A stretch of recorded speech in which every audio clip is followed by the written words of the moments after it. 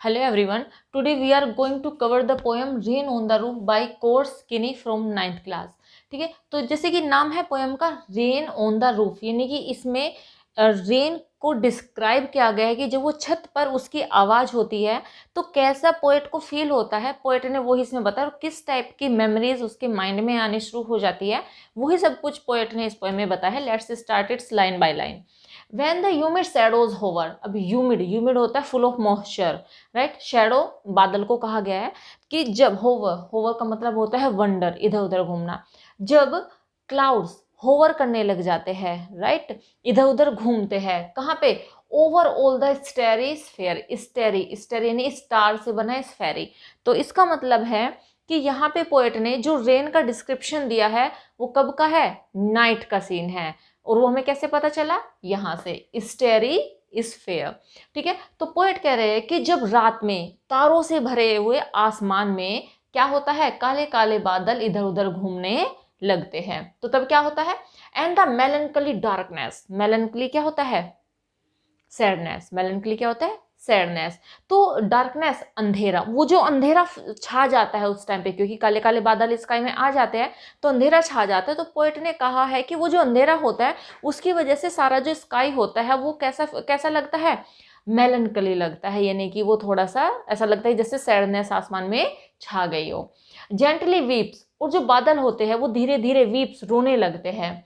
इन रेनी tears, और जो tears है उनके, वो रेन, क्योंकि बादल रोएंगे तो भी रेन ही पड़ेगी ना, तो वो बादल जो है वो रोने लग जाते हैं और उनके टीयर्स जो है वो अर्थ पे आने शुरू हो जाते हैं। तो इट मीन्स रेन होनी शुरू हो जाती है। What a bliss. ब्लिस का मतलब होता है हैप्पीनेस, है ना, जॉय। तो कितना अच्छा लगता है, कितना अच्छा लगता है to press the pillow, pillow पे लेटे रहना, है ना। कितना अच्छा लगता है जब ऐसे सिचुएशन होते हैं, रेनी सीजन होता है और हमारे छत पर हम बारिश को फील कर रहे हैं, उसकी साउंड को फील कर रहे हैं, तो उस टाइम पे कहाँ पे? Of the cottage chamber. Cottage यानी कि house, chamber means room, and bed तो बेड ही होता है। ठीक है, तो उस टाइम पे जब रेन होती है तो क्या होता है कि घर के रूम में बेड पर पिलो पे लेटे रहना कैसा लगता है? वोट अ ब्लिसफुल, कितना अच्छा लगता है। एंड लाई, और तब लेटे रहना, लिसनिंग, सुनते रहना, टू द पैटर। पैटर यानी कि जब किसी भी टाइल्स पे, छत पे जो साउंड सुनाई देती है हमें रेन की, तो उसको कहते हैं पैटर। तो ठीक है, तो लेटे रहना और लिसनिंग, सुनते रहना, टू द पैटर, टप टप की आवाज को, ऑफ द सॉफ्ट, किसकी आवाज? Of the soft rain over head, जो धीरे धीरे जो बारिश पड़ रही है, कहाँ पड़ रही है? ओवर हेड, क्योंकि हम उसे कहाँ फील कर रहे हैं? अपने छत पर फील कर रहे हैं, यानी कि छत कहाँ है? हमारे ओवर हेड है। तो अपने ओवर हेड पर, अपने सर के ऊपर छत पर पैटर को सुनते रहना रेन की बहुत अच्छा लगता है। तो ये फर्स्ट स्टैंजा था, आई होप समझ में आ गया होगा। Let's start the second. Every tinkle, tinkle भी वही होती है, sound of the rain. Every tinkle on the shingle, तो जो शिंगल यानी कि जो रूफ की टाइल्स है, टाइल्स लगी हुई है जो रूफ पर ऊपर, तो उसके टाइल्स पर जब आवाज, जब एक बूंद पड़ती है तो जो आवाज निकलती है उसे क्या कहा गया है यहाँ पे? टिंकल। तो शिंगल्स पर, टाइल्स पे पड़ने वाली रेन की आवाज जो टिंकलिंग है, has an echo in the heart. ठीक है, एको का मतलब क्या होता है? हैप्पीनेस। ठीक है, यानी कि सुकून देने वाली, रिलीफ देने वाली।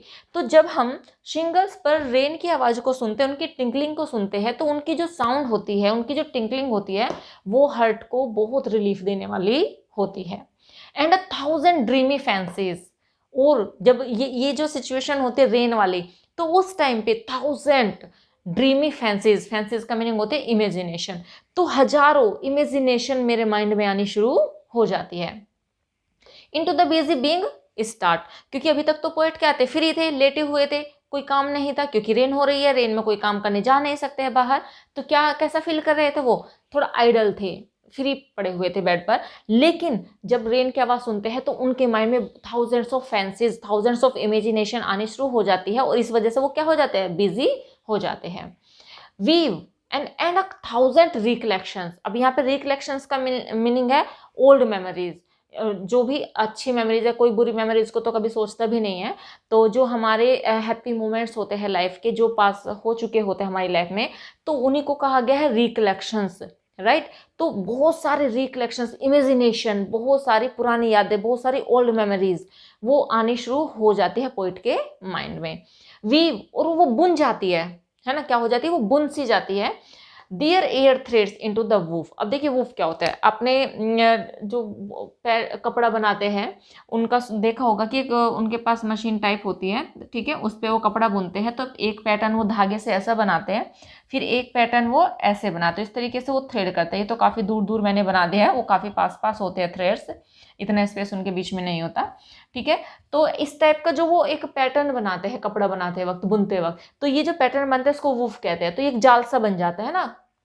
इस तरीके से पोइट कह रहे हैं कि जब रेन पड़ रही है तो क्या कर रहा है पोइट के माइंड में thousands of the old memories, thousands of the imagination आनी शुरू हो जाती है, और उनके माइंड में इन सब का क्या बन जाता है, एक वूफ बन जाता है, एक जाल सा बन जाता है।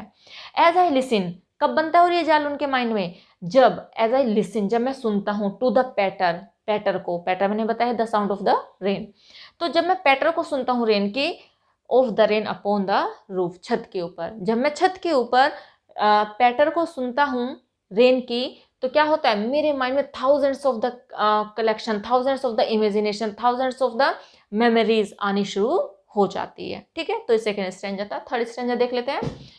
अब पोएट इस स्टैंजा में बता रहे हैं कि जब वो पैटर सुनते हैं, टिंकलिंग सुनते हैं रेन की, तो उनकी मदर की जो, चूंकि अब नहीं है उनकी मदर, तो उनकी मदर की मेमोरीज आनी शुरू होती है उनके माइंड में, वही यहाँ पे बताया। देखिए, now in memory comes my mother. अब मेरी मेमोरी में कौन आती है, मेरी मदर आ जाती है, ठीक है, मेरी मदर मेरी मेमोरी में आती है। As she used in years agone, और कैसी मदर, जो बहुत सालों पहले, है ना, जब मेरी मदर अलाइव थी, तो उस टाइम पे जो वो मुझे देखने आया करती थी, as she used in the years agone, तो मेरी मदर जो जैसे कि वो काफ़ी सालों पहले हुआ करती थी, वो मेरे मेमोरीज में आनी शुरू हो जाती है। To regard the darling dreamers, यहाँ पे डार्लिंग ड्रीमर्स, देखिए ड्रीमर्स से पता चल रहा है कि यहाँ पे पोएट जो है वो खुद का, अपने अकेले को डिस्क्राइब नहीं कर रहे हैं, इसका मतलब है कि उनके सिबलिंग्स भी उनके साथ में है ना। तो डार्लिंग ड्रीमर्स क्यों कहा गया है यहाँ पे उनको और उनके सिबलिंग्स को, क्योंकि देखिए पोएट बच्चे थे उस टाइम पे जब वो अपनी मदर को याद कर रहे हैं उस टाइम को, तो वो कह रहे हैं कि डार्लिंग, और ड्रीमर्स कौन होते हैं, बच्चे होते हैं, हमेशा सपनों में खोए रहते हैं, क्योंकि उनको अपनी जो ये लाइफ, उनको फ्यूचर की कोई टेंशन नहीं होती, बस हमेशा ड्रीमर वो रहते हैं, तो इसलिए पोएट ने उनको क्या कहा है, डार्लिंग ड्रीमर। तो पोएट कह रहे हैं कि टू रिगार्ड, देखने आती थी, कब, किनको, डार्लिंग ड्रीमर्स को। तो देखिए ऐसा होता है कि यहाँ पे ये भी ऐसा हो सकता है कि जो बच्चे हैं वो दूसरे रूम में सोते हैं, तो इसी वजह से जब रात हो जाती है तो उनकी जो मदर थी उनको देखने आया करती थी कि वो सोए है या नहीं सोया, तो इसलिए यहाँ पे पोएट ने कहा है कि वो हमें रिगार्ड करने आती थी, देखने आती थी हम सबको, हम डार्लिंग ड्रीमर्स को। As she left them till the dawn, ठीक है, और वो उनको कब तक सोने देती थी, डॉन तक, यानी कि डाउन तक, मॉर्निंग तक वो उनको सोने देती थी। Oh I feel her fond look on me, oh poet कह रहे हैं कि अब मुझे वो याद आ रही है, कैसे याद आ रही है, कि उनका जो फॉन्ड लुक था, हमारी तरफ जो प्यार से वो देखा करती थी, वो फॉन्ड लुक मुझे उनका याद आ रहा है।